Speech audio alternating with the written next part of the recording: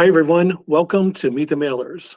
I'm Paul Bobnak for Who's Mailing What, and here with me today is Traci Cacioppo. She's Vice President of Production for the Lukens Company, a full-service marketing agency headquartered in Arlington, Virginia.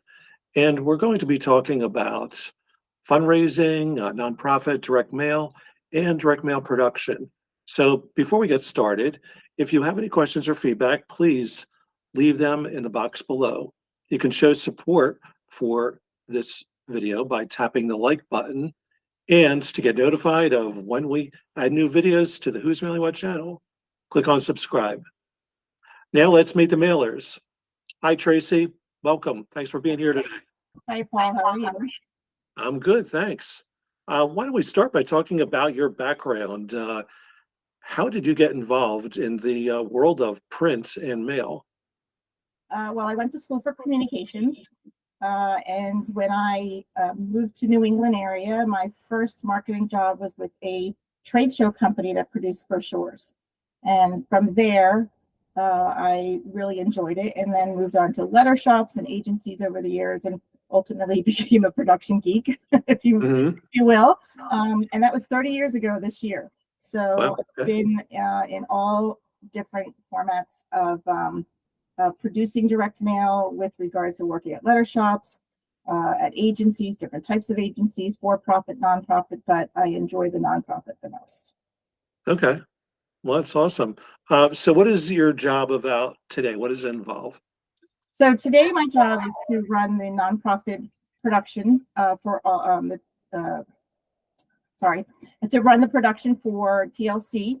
I have folks that report into me. I am responsible for establishing strong relationships with our supplier partners, finding new and more efficient ways of using the newer technologies today that are offered in the printing and mailing industry, and essentially assure that our campaigns and programs for our clients are sent out on time, on budget, and as efficient as possible, and so our clients can receive lots of donations. Awesome. Well, we're going to get right into that. And why don't we just talk about the Lukens Company and the company's 30-year history of helping nonprofits fulfill their mission. So for some background, can you talk about the types of organizations that TLC works with? Yeah, so we work with a wide variety of organizations. TLC works with national nonprofits, arts and cultural programs on both a regional and national level. We also have advocacy and political organizations, just to name a few of them. We actually started in 1986 with just 3 people focusing on fundraising, which is quite amazing, and have grown into a full service agency providing data-driven integrated programs, omni-channel direct marketing response, and survey research. So we kind of have the whole package where we really want to utilize all of the services available to people today. Our mission, we help cause-oriented organizations make the world better by empowering the people who support them. So that's what we do. Right. And you break that down, you call them practices? We call them, we have different verticals, if you will. That's really what we come down to. We have our national nonprofit vertical, we have our arts and cultural vertical, we have a political vertical, we have our advocacy. We're also looking into veteran type of organizations for the police or the Vietnam veterans or any other organization that helps the military and the fire departments and things like that, and essentially trying to find the right fit for us and for the client. Okay. And these segments, I'm assuming that they're all served with acquisition campaigns, but what other types of campaigns do you work with? So most of your clients have acquisition, annual fund campaigns, mid-level and sustainer programs, membership programs, capital campaigns, renewal campaigns. We do voter mail. So essentially, we really look at the client's work and find what best programs work for them. And so it's really a full package. It's not just acquisition. It's not just donor renewals. It's a whole package to hit the right audience at the right time with the right package Right. and the right messaging. Right, of course, all of that. And I can imagine for some nonprofits, that is quite a large number of different communications that are being sent out. Yes, absolutely. hmm So we know that right now we're in a good economy, but there are challenges out there for producing a direct mail campaign. What are your thoughts about the state of production in mail as we roll through the rest of the year? I get asked that question a lot. People have said we're in our new normal, which is kind of where we're at. The pandemic has kind of subsided. All the crazy pricing structures have stabilized to a degree. Schedulings are pretty much back to normal. What's getting worse is postage for our clients. They just keep going up, and they're going up twice a year. In the beginning of the year, it's usually a 2% increase. In July, it's going to be around a 7 or 8% increase. Right. And then again in the following January. So ways for us to mitigate some of the issues with that, we always have to find ways to optimize our data. We utilize multi-channel programs with, digital marketing, text messaging, and things like that. Mm-hmm. One thing I want to talk about is that's really on the mind of so many mailers, anybody involved in direct mail, is literally postage. It's the biggest factor in the cost of direct mail campaigns. So what kinds of steps can be taken to take some of the sting out of these constant increases? The biggest thing is taking advantage of the USPS promotions. We've been doing this as standard practice for many years now with our clients, such as informed delivery, the tactile program. The informed delivery is really their best option right now. It's the easiest. It takes very little effort. We also, over the years, this past year, we saved our clients over $450,000 in postage by utilizing this. Mm-hmm. And then the tactile century promotion is another one where you can enhance your package by using gloss paper or metallic ink or embossing or something like that to help mitigate that. You get 5% back if you are qualified and are approved by the post office. The other one that's really good for, especially in the political year this year, is the growth incentive, where you're that 30% credit for mailing over the volume from the year before. This is a big election year, and it makes sense for definitely large organizations that will increase their mailings this year because of the election to utilize that growth incentive. And then the BRM promotion is really used for large mailers.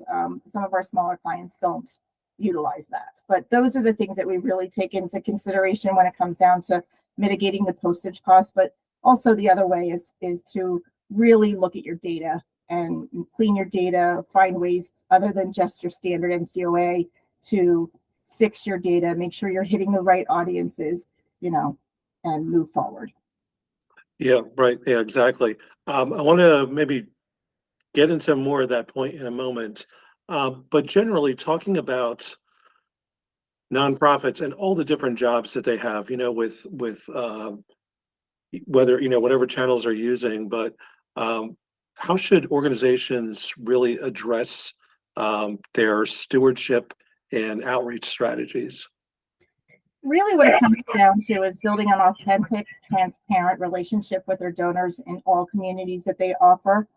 Build credibility by reporting back to the donors on the successes they've had and that they've helped the organizations achieve. Thank their donors timely and often. Sometimes that team tends to get put on the back burner, especially when budgets are an issue. Share results, success stories, and any current needs that they have, and also bring them along for the journey. Make sure they're included in it, and that's really the best way to do that. Mm-hmm. Yeah, I mean, especially with some of the better known opportunities like Giving Tuesday, for instance. Exactly. Right. So, we live in an age of email campaigns and the web, apps, peer-to-peer, all these channels that really, are becoming more and more commonplace for engaging donors and members. So, how is it that with all that and all these supposed cost advantages with them, that direct mail still remains like a vital channel for supporting organizations and their missions? Direct mail will never die. That's my firm belief. Good. All the statistics and the reporting that you see shows that direct mail really drives the fundraising, and then it even enhances the digital campaigns. You can't just live solely on digital and electronic communications. It's not the way it is. And believe it or not, the Gen Zs and even some millennials like direct mail. It's kind of their hot thing now because they're so used to the electronic messaging that they like to get something in their hands. The other thing that it proves is that direct mail is a physical and tangible piece of paper or envelope or so forth. And studies have shown that having the direct mail piece delivered is in a person's hand much longer, almost like 2 weeks longer than an email campaign, because you got 30 seconds to get their attention and then they're gone. But with a direct mail piece, they get it at the mailbox, they look at it, they bring it in the house, they put it on the counter, then they go look at it again. So it's definitely something that people tend to respond to more.